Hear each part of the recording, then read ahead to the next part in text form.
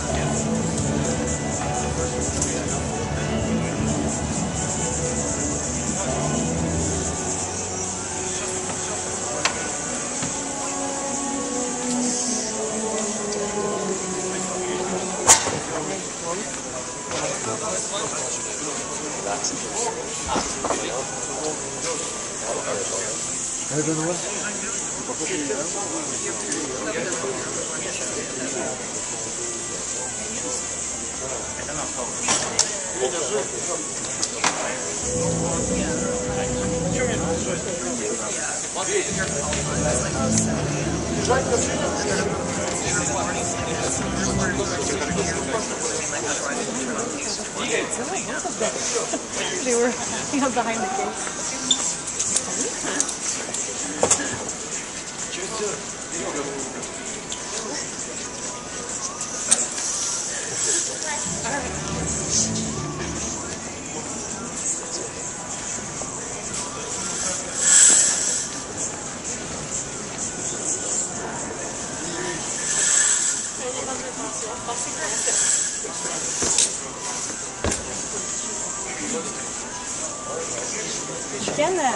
You can get from the side also, Jim. It's probably a better angle for you. Look in anybody's way.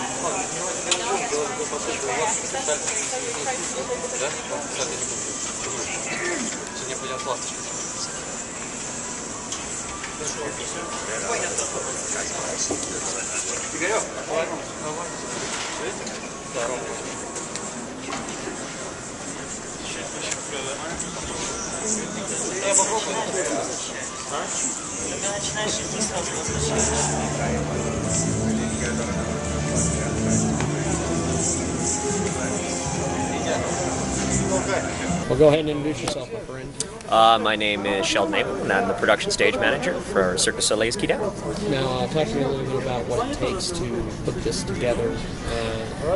This is a massive production. Yeah, it's a really big production. We have 15 53-foot trailers with everything for the show into it. It takes us roughly a day to load in, and we usually get ourselves around 80 different stagehands from the local community to help us load it in, along with our 20, 30 some odd technicians. Now, what does it take to get all this cabling and everything? Like, for instance, here with the practicing and This massive effort. Yeah, this is actually one of the simpler parts of the show, to tell you the truth. Being that it's just 3 truss, and it looks more elaborate, but it's taken quite a bit of different shows to get to the point that you see here. We've simplified it over the years. It used to be a lot more of an assembly so that we wouldn't have so much light bouncing around, because as you can see, we do a lot of training. As the show's going on, everything's going on, there's consistently training going on backstage. So you think that there's just the show up front, but really there's an entire show going on behind the curtain at the same time. Yeah, now, one thing I've noticed is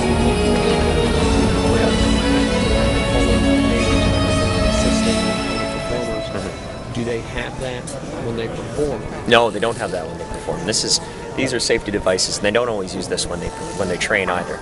But try different things and develop new moves, and that's a safety system to keep them from injuring themselves during training. You want to do that, but when they're on stage, then no, there's absolutely no.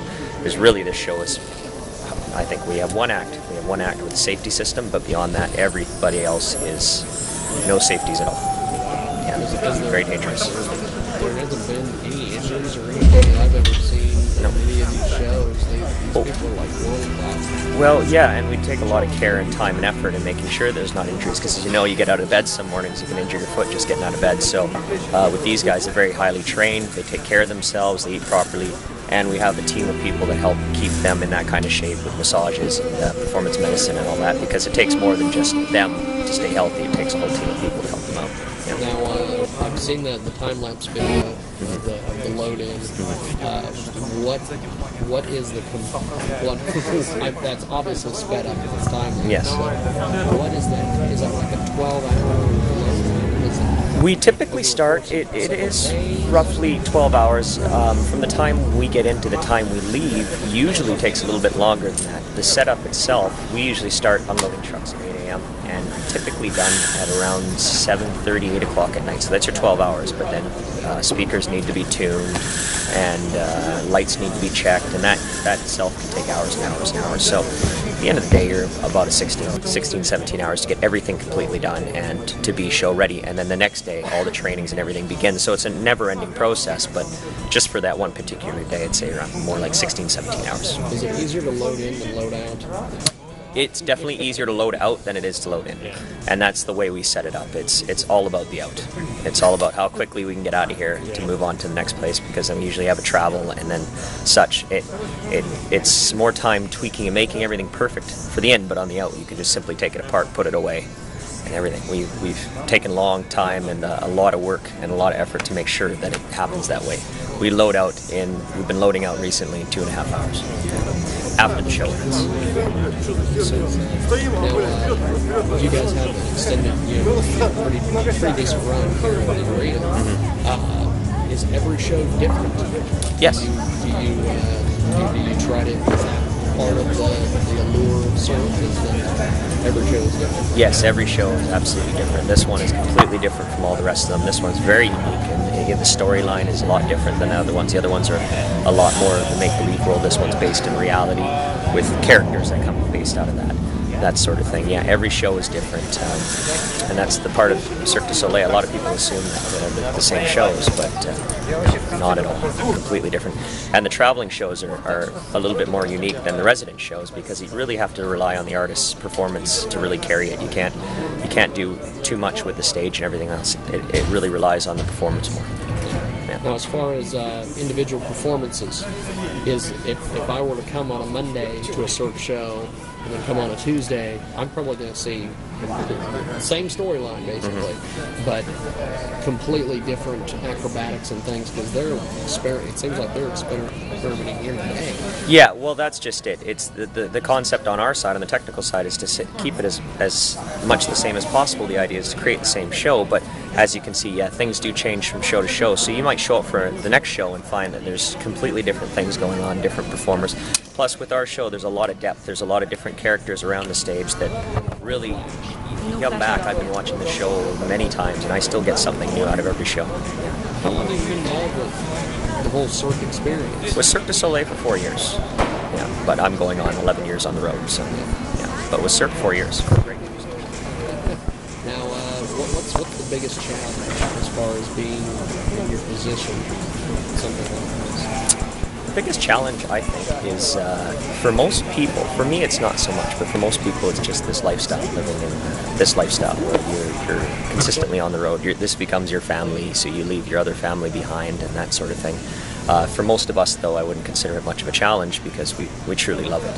But sometimes, especially around the holidays, that's probably the biggest part.